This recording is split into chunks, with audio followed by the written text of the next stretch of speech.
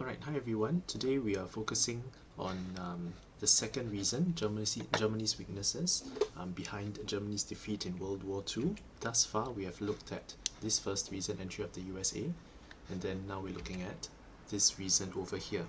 Okay, so basically, just a reminder that when we talk about reasons for Germany's defeat, as in many things, there always have multiple reasons, and these multiple reasons partly are due to that the own faults or the own doing of the party involved, in this case Germany. So Germany's own weaknesses, Germany's own miscalculations, but there also are other factors which, typically have to do with things outside of its own control, such as the entry of the USA, as well as Allied resistance. So in other words, things outside of its own opportunity to make an influence on, but partly due to its own actions which led to it. Okay, so we are focusing today basically on how Germany's weaknesses contributed to its defeat, and we're looking at these reasons. Okay, thus far in lesson I already have covered this in some detail, so I'm going to skim through this. Our main focus will be on the remaining three reasons today.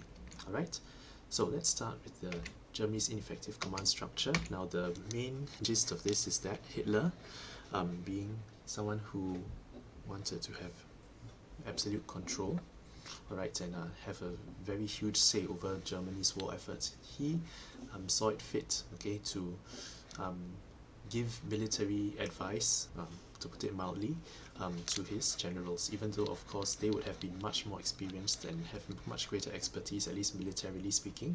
But Hitler was the overall commander-in-chief, and he wanted to be the chief decision maker, going against his experienced general's advice, right, with only him having access to all information. So this means that the generals also are not able to make the most informed decisions, because only Hitler has access to all information and he wants to make the decisions. So two of his bad decisions, one of them of course was the Battle of Britain, which we talked about earlier, giving the Royal Air Force, the RAF, time to recover. Please make sure you write this out in full, at least for the first part when you write your essay, before putting a bracket and saying RAF. Anyway, the RAF was given time to recover, and because Hitler did not wanted as well to attack Britain's cities to demoralize the British population. In fact, it had the opposite effect. But anyway, back to the point. By doing so, this gave the RAF time to recover and eventually contribute to the overall Allied air supremacy, which we talked about in the previous lesson, right? And of course, this also prevented Britain from falling.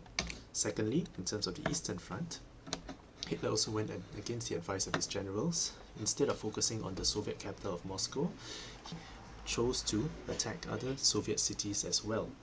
Alright, and in spreading across the Eastern Front, which means the front between Germany and the USSR, focusing on other places further south, like into the Ukraine and so on and so forth. And this meant that Germany was unable to focus enough, and this meant that they missed the chance to secure victory over the USSR. So the results of this, okay, a prolonged war on the Western Front, which is the front against Britain, and later on when the US would come in, sort of.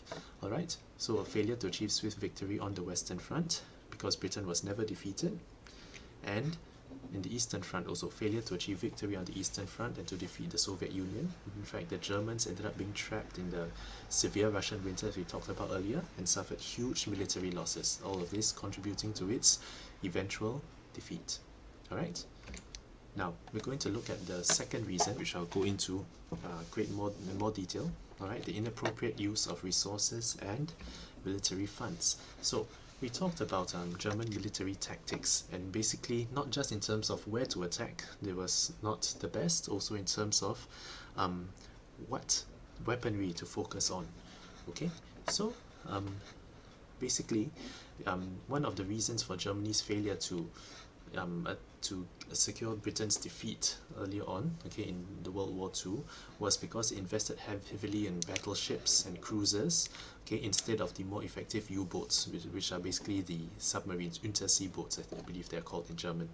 Alright, and so because of the use of the wrong, not the most appropriate military technology, okay, this also contributed to Germany not being able to successfully defeat Britain. Alright, furthermore, okay, the German military forces, the Army, Navy and Air Forces, they competed for limited funds. So Germany even though it had a very strong military force, okay, perhaps did not have enough resources to back this up, it's such that they were competing for limited funds. This meant that whatever military tactics there were would have limited effectiveness, okay, and furthermore, competition meant that these funds were not always used the most wisely, okay. And so you can imagine, if you had all the resources at your disposal, you would be able to have a more effective war effort, because you would have enough resources to get by and be able to have your maximize your strategies. But in this case, there were limited strategies available, limited options available, due to the limited amount of funds, limited resources. Alright, so do take note of this, that funds were not used wisely. Okay, so you can see competition in the army, the navy, and the air force for limited funds. This also put Germany at a disadvantage, especially when you consider, as what we learned earlier, once the US came in, this brought in not a limitless but a huge excess supply, a reservoir of resources available for the Allies at their disposal. Okay. Now, furthermore, their armament production was also rather slow, rather inefficient. Okay, you can see a picture here. They also did not have enough workers to provide the necessary weapons. If you recall from earlier on, we talked about in chapter 3, right? We talked about how women were discouraged from working. So this basically cut out a potential 50% of the German workforce. And furthermore, a lot of their laborers were slave laborers, and they were not treated well. They were not very eager to work, okay, and didn't have the morale, didn't have the energy to work. And so, as a result, armament production was slow and inefficient. To make matters worse, right, Germany produced too many types of weapons, so not insufficient focus, but rather they spread out too thin, basically. And this, because there's so many different types of weapons, this meant that there were too many types of spare parts needed, alright, and because there was such a variety, this was expensive and inefficient, because all the various parts and all the various components, the various assembly lines and all that, it just was not the most efficient process. So this just made matters worse where Germany was concerned. Alright, now this is one type of weapon. The V weapons. These are basically like a long distance missiles which could be shot over from Germany to places like Britain. Okay, but anyway, basically Hitler wanted the most up-to-date weapons, okay, but there was a shortage of weapons which were proven, as well as essential equipment. Okay, some weapons were produced before they were tested because of the tight timeline and the urgency which Hitler wanted to launch attacks. Alright, and so as a result, there actually was a shortage of proven weapons and equipment, such as, yeah, you can see over here, to fight, especially in the Russian winter. Remember, the harsh Russian winter required quite a specialized military force, military effort, but Germany was not able to rise to the occasion, okay, due to the shortage of proven weapons and relevant equipment, useful equipment, especially for the Russian winter. Alright, so this also put Germany at a disadvantage. So the results of this inappropriate use of resources and military funds, as you can see here, okay, Germany had comparatively fewer resources and funds, particularly once the USA as well as the Soviets joined the Allies. Right, remember, so now Germany was, initially it had the advantage. It had caught its enemies by surprise, and it was very powerful. And initially, of course, the Soviets were sort of on their side, and the USA was neutral. But now, the tide had turned. Alright, and whatever resources it did have were not used wisely. So this placed them at an even greater disadvantage vis-a-vis the Allies. In other words, compared to the Allies, they were now even further behind. Moving on to another weakness was Germany's heavy reliance on petroleum.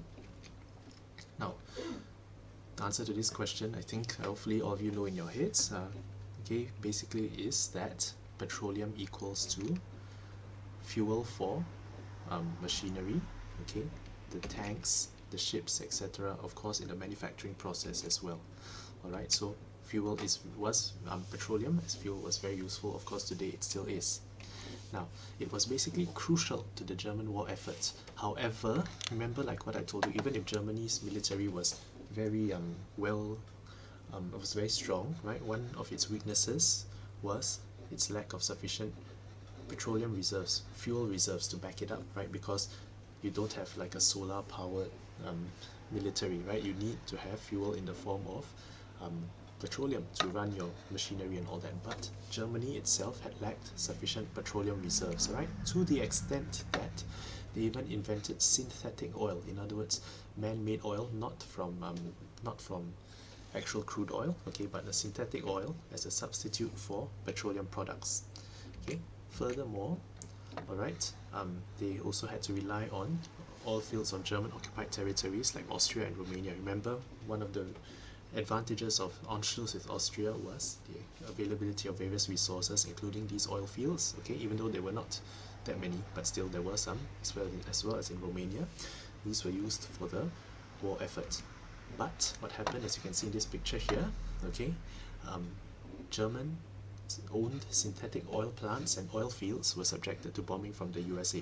Remember, once the USA entered, right, this gave them eventually the Allies the air supremacy over the Axis powers, and so this was one way in which was exercised by aerial bombings of German synthetic oil plants and oil fields. Okay.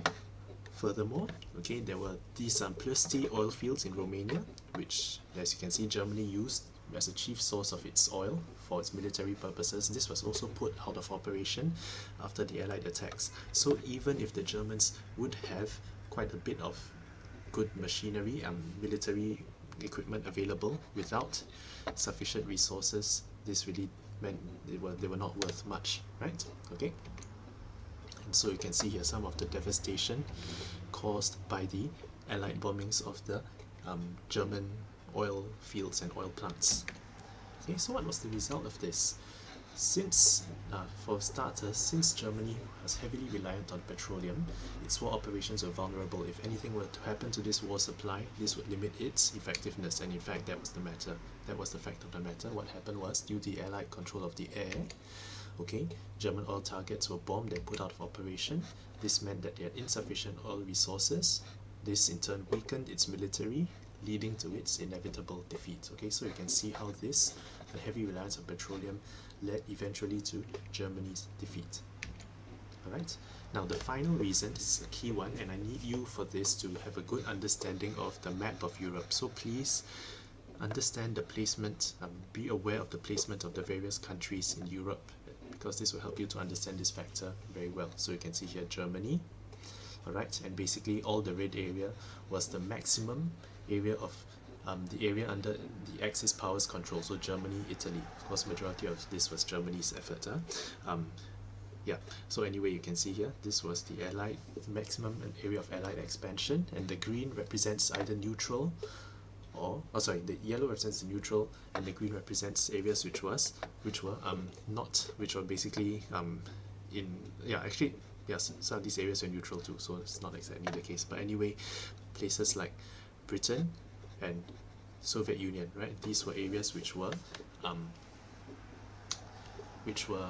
in part of the Allied forces. And so you can see here when you talk about the Western Front, this is the West. We're referring to this area here in particular against Britain, and later on the Western Front was further opened over here in Normandy in France. Okay, and the Eastern Front refers to over here against the Soviet Union. Right, so anyway, Germany ended up fighting on two fronts, and we will see what the effect of that was.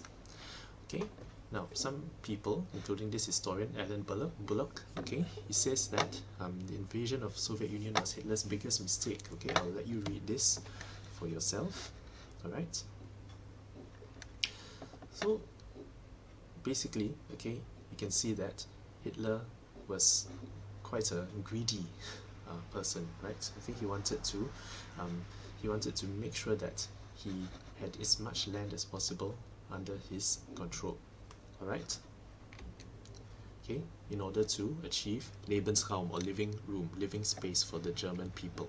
Right, and so Russia, as we've learned before, is such a vast expanse of space, and this was part of the land which he wanted to expand into. You can see here, if you looked at the map earlier, all of this, look at this, even part of Russia itself. This is just a small fraction of Russia, already is bigger than all of Germany's land area in itself. So this was very attractive to Hitler.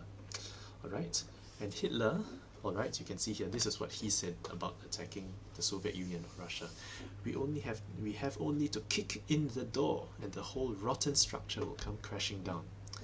Alright, so you can tell. So he basically didn't have a very favorable opinion, a strong opinion. He didn't think very highly of the Soviets, right? In other words, he was very complacent and overconfident, and this complacency and overconfidence would come back to bite him at the end of the day. All right. So remember when Hitler betrayed Stalin through the breaking of the Nazi-Soviet Non-Aggression Pact. This was the launch of the Operation Barbarossa. That was what it was called. Okay, and Hitler used Blitzkrieg attacks. Blitzkrieg literally means like a lightning war, so a very quick assault of the Russians. Okay, on an awesome scale, and the Russians were caught off guard. And true enough, Stalin himself was stunned. Even though he knew that an attack was on its way, when it actually happened, okay, he was still really stunned that the Germans actually did what they did at the speed at which they were able to do it. Okay, now at your own time, you can look up those examples of part of the battles against the Russians, such as in the Battle of Stalingrad. Okay, of Stalin, in all his humility, named the city after him.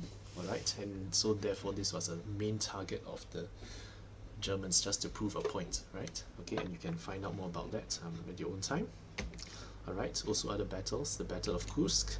Okay, but basically this is the key, that Hitler was attacking the Soviet Union.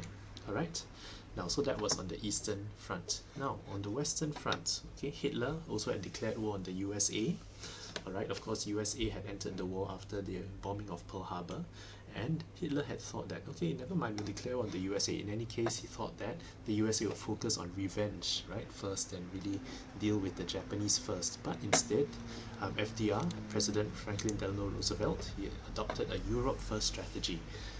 Okay, his decision that he needed to help his European allies first as a priority, while at the same time putting in effort in Asia Pacific, but not as much, which is why eventually you know that the war in Europe actually ended before the war in the Asia Pacific. Okay, but we'll talk more about that later on. So what was the result of this? Okay, Hitler obviously was not placed in a very good position. He wasn't very happy, and he knew that the Germans were pretty much in very precarious situation, because this strained Germany's limited military resources. So imagine if you're fighting against just one enemy on one side, at least there's still some amount of focus. But remember, Hitler's strategy was that he wanted, even on one front, he wanted to attack many places at the same time. So this already diluted the strength of Germany's war effort. And furthermore, when now you're fighting on two fronts, okay, we talked about the D-Day landings, okay, and that was on the Western Front, while at the same time still dealing the Russians on the Eastern Front. So this was really very perilous for the Germans. All right, prolonged warfare, that means fighting for longer than they actually had initially expected. Remember Hitler's earlier confidence, overconfidence, and complacency. Okay, so now when they saw the reality of the situation, this only served to further hurt Germany's morale. Right, and so just like that, we end this part of the chapter. Okay, we'll carry on with the third part, which is the Allied resistance, in a future slide. Okay, until then, see you.